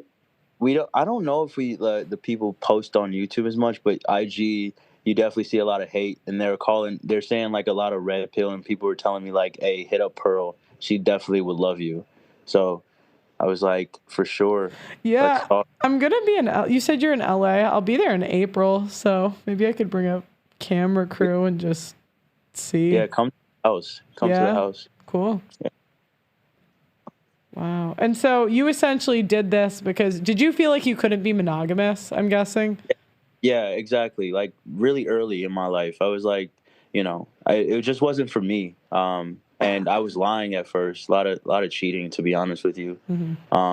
And then I started having kids, and that's when things kind of changed because certain girls that I was having kids with, like those kids didn't see me as much, right? And I started to feel kind of guilty because of what I dealt with my mom's decisions and not finding the right man to bring, and him being an absent father. I didn't want to be like that to my other kids, even though they weren't my main girl. So I was like, let me bring all of this together. And then once I brought it all together, I was like, actually, this relationship works out for me too. And so, this is sorry, I'm looking at the TikToks. This is so interesting. And so do you like pitch this to new women right away, or is it something you kind of ease them into? No, you definitely would have to ease in a woman into it. And I mean, right now, because we're kind of like, blowing up on IG and TikTok, women are actually reaching out to us. They're asking to be six. Like, they're like, oh, can I be wife six? Like, I have probably like 20 women that hit our DMs every day saying, like, do you need a sixth wife? I was actually talking to another podcaster today, and he made a good point. He said something along the lines of like, you're basically showing off what it would be like to be a wife. So it actually works out better for you, because it's like the women when they go with monogamous men, they have to guess how it's going to be, rather than with you, they already know how it's going to be. They see the other five and they can guess that it's going to be similar to that experience. And so do you still date, like, because I mean, 5 women, like, do you feel a need to date more than that? Like, are you still sourcing new women? You know what I mean? I actually tell most girls no. I might, like, if the girl is really cute, I might say something and show the girls, like, hey, you guys think she's cute? They might say yes or no, but I mean, it's not something that we're focused on. I'm obviously busy with work and shit like that, so yeah, it's not something like that's a priority. Yeah. How long have you done it for? Bringing them all together, it's only been like 3 years, but I've been with all these girls, like most of them all of them 6 years plus. I'm 30 now. We're all like 30. And what would you do if one of them like wanted to leave? Would you how would you navigate that? I mean, I would let them go, and then, we'd have to figure it out with the kids, It's not like a situation where they're like stuck or in a cult or anything like that. Yeah, no, I can tell. But okay, that's interesting. I might take you up on it. Are you on Twitter? No, I'm not. Instagram? Yeah, Instagram. I'm on TikTok, Instagram, and I guess YouTube. If you DM me on Just Pearly Things Official, maybe we could set it up, because I'm very intrigued. This is interesting. Yeah. Is that on your IG? Is that your IG? Yeah, it's Just Pearly Things Official. I'm looking on YouTube. This sounds off, but you guys have a TikTok page. Yeah. Or no, I'm sorry, a YouTube page, not TikTok. But cool. Yeah, for sure. But yeah, I appreciate you guys letting me on, Pearl. Yeah, thanks for calling in. Call in anytime, okay? Absolutely. Okay. Nick, unmute. You have to unmute, buddy. I still see the mute sign on your thing. There you are. Am I good? This is yeah. It's Nick, bro. Hi, Nick. How are you? I'm good. How are you? Oh my God, this is crazy. What's crazy about it? I mean, I've watched you for like years, and this is the first time I'm like communicating to you. You know what's funny? That's such a weird thing to say to someone, but I've heard it for years. Like, this is the only context in 2025 that would be a normal thing to say. You know what I mean? That's funny. But I get that. Show. I've just watched. Yeah, I know. I get it all the time. That's fine. So tell me, what's your thoughts on the topic? What's your mother experience, mother trauma? So, well, I grew up with a single mom, which is fine, whatever. But like, it's interesting because I feel like a lot of times women, oh, dude, it's so weird, like actually being on here. But I feel like, it's still like the her show. You know what I mean? Like she was very involved in my life for a lot of it. And then when I was 12, she didn't really have any boyfriends or anything. But then she got remarried, and that was that. It was kind of like, it was like I just became like part of the background. You know what I mean? And my dad was not alienated from my life, but like he was definitely not. Like, she did the thing of poisoning the well a little bit with him. And so for the longest time, I thought he was not a very good person. So. When did it switch? When did you figure it out? How old? Good question. It really was like college, I think. He passed away when I was 16, so it was very like obvious that like there was when things were different, you know what I mean? But like in college I started to realize like, oh, there's a lot of things that he did that I just kind of took for granted. Yeah. And like didn't really think anything of it. And then when I was in college, I was like, oh, there's like a bunch of people doing a bunch of random weird shit, dude, that like my dad was very good at like seeing and telling me about and being like, don't fucking listen to that, you know? Oh, I can't swear, can I? You can. It's not a big deal. Oh, cool. Okay. It's YouTube, not a TV network. Actually, that happened to me. I swore on TV once, and they're like, you can't do that. I'm like, what do you mean I can't do that? Yeah, I mean, it's so common. Did you see it with your friends too, or was your situation unique?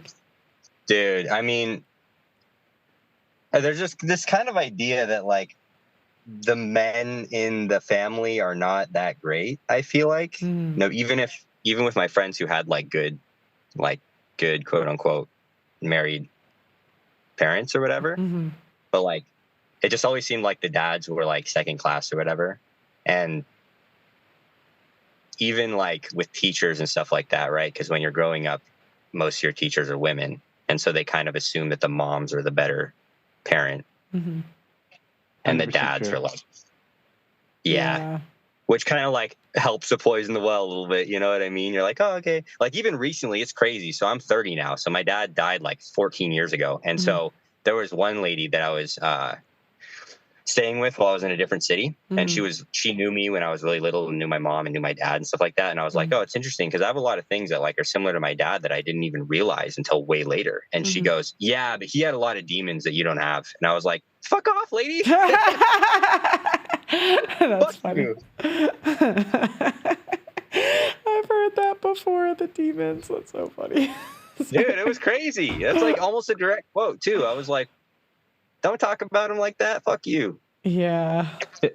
And that's one of the dangers of being a married man raising a family and this current environment with this narrative is you're going to be painted as a villain no matter what.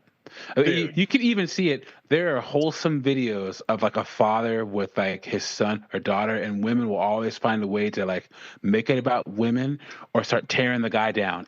Anything a man does with his child on social media, you know, oh my God, is the child safe? Oh my God, does he know what he's doing? They throw pedophile also on everything. Oh my God, dude. Everything. I mean, I'm like, they're calling me a pedo now. I'm like, you guys just throw that. You guys just throw that at everyone. Yeah, it's literally, it's like when the arguments run out, it's like pedophile. It's I'm like, crazy. oh, there they go. What was the biggest lie that was told to you about your dad? Oh, dude, it's tough to know because like I don't know what was true and what wasn't, but like I think that one of the biggest things is that like the flaws were made very, very, very clear, and the goods were kind of put on the back burner a little bit. Like my mom wasn't terrible as far as moms go in this stuff. She was not the worst, but still very clearly problematic, you know? And like, so there were things that my dad did really well. Like he was really good at standing up for himself. I never felt in danger. He looks nothing like me. He's like bald and had a goatee and had a ton of muscle. So like no one would ever want to fuck with me, you know?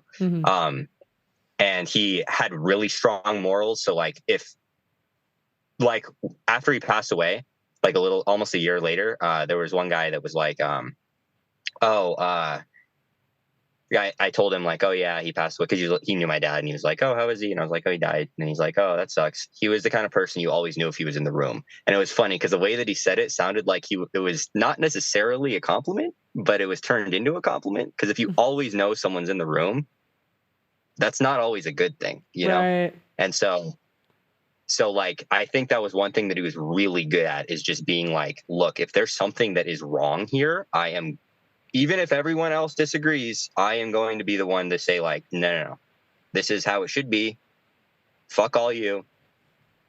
This is how the world should be, you know? And my mom is not like that. She's a little bit like that, but if everyone else disagrees, she'll kind of go with the flow a little bit, you know? And So I'm just going to ask you one more question, and then we're going to have to wrap it up. Do you have any kids yourself? No, I don't. How is this whole thing with your dad being painted as a villain and stuff, or your mother's stuff? How has that affected your view of having children? Dude, it's scary, bro. Like, like, it's tough because I want to have kids so fucking bad, and I want to be in a monogamous relationship. I am kind of picky, but like, you know, I want to be in a monogamous relationship, and like, dude, I've been watching this show a lot more lately, and it just fucking is so. It like enlightens a lot of different parts of your life, I feel like, and it goes like, dude, holy shit, how the hell am I going to get married, bro? How am I going to have kids? And the thing about it is, it only gets worse because right around like 35 to 40, all the people, especially a lot of the women in your life, are like, oh, you'd be such a good dad, and this, and that, whatever, blah, blah, blah. But, you know, I would say that the biggest problem is you have to have a child with these modern American women. Yes. How the fuck are you have kids, bro? Yeah. Because, you know, I don't have any kids because, you know, I fear nothing but God and co-parenting. Those are the two things I fear, man. I'm telling you. And right when you hit your mid-30s, your friends who got married, you're going to have to be there for them when they go through divorce court, man. So when you see one of your best friends just get crushed in paternity court and divorce court, and unfortunately, the only way to not lose is to not play that game, bro. So you know, just really, I'm not saying that you should or shouldn't, but I have the same thoughts going on right now too. It's just like you have to have a child with like a modern woman. Can you IVF it? Does the kid belong to you if you like hire a surrogate? Sorry. But then you'd be raising a child as a single parent, though. Isn't that better? I mean, we just did a whole show on how the moms are messing up the kids. I think the kid would be better off than with most women. Dude, I actually asked my mom like what she thinks I should do because I was like, what should I like? What the fuck? This is like such a crazy landscape. And she said IVF, and I was like, even then though, like it might. You know, it's bad when the women are telling you to get a surrogate. My literal mom is like, yeah, I'd probably just get a surrogate. Surrogate cost. Let me check this out. Oh shit, that's so expensive. That's what I'm saying. It's like 50, 60 grand or something like that. The cost of surrogacy can range from 100 to 250K. Oh, yeah, no. Yeah. So, Pearl, how do we have kids? How do men have kids right now? I got nothing. You're talking to the wrong person. I've seen men that did everything right get completely fucked. I've seen men with prenups get fucked. I've seen men that married the religious church girl get fucked. Yeah. I've seen men. The church girls are, dude. Church means nothing now. They're worse. Dude. Yeah. I mean, I grew up around these. That's why do you think I hate these tradcon women? I grew up around these women. I love what you've been saying about the tradcons because, like, it's been like making me see pieces of my subconscious with it, where I'm like, I don't really trust. Like, I love Brett Cooper, but man, she says some things where I'm like, what? I don't know. And Nick, the biggest problem is, you know, they say nature makes its poisonous things like bright colors and odd shapes. But so like liberal women, they have the purple hair, the tattoos, and the bull nose ring, so you can see them coming. But the tradcons, you know, they can hide it better because they don't have any of nature's way of telling you that they're dangerous. No, and they're all so unhappy because they picked betas as husbands. So you can't say that. No, they do. It's like really obvious. All the tradcon women listen to the traits they use to describe their husband. It's never like hot or exciting. It's always stable, dependable. Like it's always like beta traits, which is it's okay if they have both, but do you know what I mean? Yeah, I know exactly. Like even I think I've heard Brett describe her like I forgot what, but I was like, don't say that. I forgot there was one show. I know. Like, oh man, and like girls have to be told like describe your partner as like dangerous or exciting or you know like. I first told my off, mom, Nick, it's so funny. There's so many. Sorry, what? Do me a favor. Stop saying the word partner. As a man, you shouldn't be. I'm telling you, because it all starts with your language and your thoughts. If you're looking for, a good woman and maybe a wife one day, just start by saying that. Because if you keep saying partner, that's exactly what you're gonna get. As a man, you shouldn't say partner. Doug, they should look for a partner. Maybe you can put her on alimony. Yeah. Do you know what? If I was a guy, that's the strategy I would take. This is what I would do. I would, and I'm not saying this is what you should do. This is just what I would do. I would go find a woman that makes more money and like wants like one kid, right? So I had a guy that worked for me, right? And his strategy was to get super hot and go for a female lawyer, knowing that she was going to divorce him. But just go in, just go in, get the kids, but then like get the evidence you need for divorce court. Like go in. Oh my God. And so like he's like, she's going to cheat at work. Let me just get evidence. So on the way out. She's for sure going to cheat. Let me just make sure I catch her. Yeah. And he was talking about how he was going to put her in situations to cheat. He's like, I'll hire a personal trainer. It's fine. And then he's like, and then in divorce court, I'll put her on alimony and child support, and then I'll go date women 15 years younger forever. Oh my God. She's like, I'm going to Miami this weekend for a girls trip, and he's like, yeah, babe, go ahead. Yeah, and then he's on the phone with the PI. That's awesome. He's like, oh, you. Well, and just for me, every single instance of a woman paying child support, alimony, losing custody of her kids to the father, just makes my heart smile. Dude, it's vindictive, but I agree. Because the time of men taking the moral higher ground is over. Bro, so true. If she hits you, press charges. You know what I'm saying? Yeah. If she makes more money than you, take that child support, take that alimony. If anything, you could instigate her and like annoy her so she'll hit you. But you have to go in ready for the divorce. That's what I would do. I would get like hidden cameras everywhere.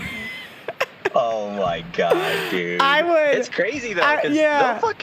They'll like, lie. You guys are like, how do we have kids with these modern women? You guys are hoping for a good woman. It's like, why would you do that?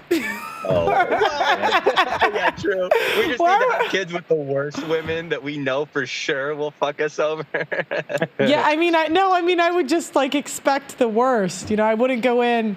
I would go in knowing it's going to go like, that as soon as the youngest kid hits preschool, she's going to start cheating. That's usually when they do. No, it's usually around the age of like 5 because the kids. Really? Yeah. So what happens is it's as many kids as she wants. When the youngest kid hits preschool, that's when she's going to cheat. Now the kid's gone all day. She's got the time. She's back working. I mean, a lot of women will do it before, right? But that's when she's going to start with the exit plan. So the divorces are usually 7 years in. So around year 5, she's got to start, looking around. Who's gonna? Yeah. But you could do is you could assist her. I know we had a guy on the show. I had a guy on the show, right? And his plan with his exes is he finds them the next boyfriend. Yeah, and he said he's had good relationships with all of his exes, so he helps them find the next boyfriend, and then there's no like. And he's like, I'll try to get them someone better, taller. It's fine. They probably don't like that though, bro. And then he said it goes well, and then he just goes on to get younger and hotter again. Oh my God, I'm sure they hate it. They're like they're happy that he tried or something. I don't know. Well, I know he said he owns a boat with one of his ex-girlfriends, like husbands. What? Yeah, he owns a boat with one of them because he just, they dated, didn't work out, but now she married a rich guy and they own a boat together. He's still reaping the benefits of being friends with her. Yeah, well, checkers, guys. I don't know. I think after a certain age, like people that dated, it's like not as big of a deal. Do you know what I mean? Like you kind of see that when you're younger, there's like these huge breakups and it's so really dramatic. But then you get older, it's like, I see that more where people will like date people that like they'll stay friends with their exes, and it's really not a big deal. It's not usually the alpha guys, right? But it's like, she dates she dates a beta for a bit. It's like, well, you can. She was never into him anyway, so. Yeah. Yeah, that's the thing. Sorry, can I just say one more thing? Yeah, you're okay. I was talking to my mom, and she was like, "Oh yeah, because there's all this advice that women give men on like what they need to do to be more attractive or whatever." And I was telling her like, "Dude, it's all the wrong advice, and like the easiest thing to do is just get a firearm, get some tattoos, and get a drug habit, and girls will fucking like you way more." What part of the country are you in? I'm in Kansas right now. I grew up in California though, so. Well, that's the problem, is all the hot women don't really stay in Kansas. Do you know what I mean? Yeah, there's not very... I was in Salt Lake recently, though, and there's a shitload of cute girls in Salt Lake. Oh, yeah, the Mormons. But, yeah, they go to the big cities, So yeah. If I was a guy, do you know what I would do? I'd go to two places. This is where I'd go to find my wife. I would either go to a college town. You want to get them before they're damaged, right? College is way late. Okay, well, damaged in college, Pearl. What are you talking about? Well, they might as well get damaged by you. You might as well be one of the ones damaging, and maybe eventually you'll hit one that's like, oh, I might be the second guy she slept. It's a numbers. Like, if you fuck enough 19-year-olds or 20-year-olds, you're bound to get one that waited, maybe out of 100, right? But how many dicks has she sucked? She's a virgin, but how many? I didn't say virgin. I just said maybe, like, okay, there's the girls that have a high school boyfriend, and then they obviously have to leave him to do better. You could be the better. Oh, wow. That sounds phenomenal. I'd go to Austin, or I'd go to like some college town, or I'd go to a city where all the hot women go to. So maybe it's Salt Lake, And then I would just, if I was a guy, I'd just hook up with one of them until I'd do a numbers game until one just stuck around. I'm not. And then, but I would still expect her to do the worst, so I'd still expect a divorce at year Just have the PI on, like, ready. Yeah, because you might as well get the best years, so you might as well, and then, like, okay, she's going to leave you, like, let's say she has a kid with you at 24. She'll leave you around 30 for money, but you could see it coming. Yeah. Yeah, because then she's got to go get the money for the rest of her life, so... I don't know if that's you, but if you tell them it's you, then they're going to use you for it. So you might as well let someone else do that. So true. The tattoos and firearms. I'm a strategist here, Yeah. We'll wrap it up because it's getting to about 10. But yeah, Nick, thanks for calling in, man. Call back in anytime, man. This Hell yeah. This call. Thank you so much. Thanks for having me, guys. Love you guys. Thanks for calling in. Well, guys, that's going to conclude the call-in portion today. You guys can hear the rain, can't you? I think this is pretty loud. Can you hear? No, you can't hear it. It's really? fine. You can't? Oh, I totally. It's fine. Wow, I can hear it in my headphones. I mean, I can't hear it on the Zoom call. Maybe they can hear it on YouTube. I can't hear it on the Zoom call. Well, they said college is before they get HPV. Well, you might as well be before. You might as well. Anyways, thanks so much for watching, guys. Let me know what you think in the comments. And also, go to theaudacitynetwork.com. We're also on the App Store. The link is in the description. If you could support, it really helps us out here. I want to do bigger and better stuff, but, we got to get enough members on the website. So I really appreciate you guys helping me out. And thank you, Doug. A pleasure, as always. You got anything last to say to the people, Doug?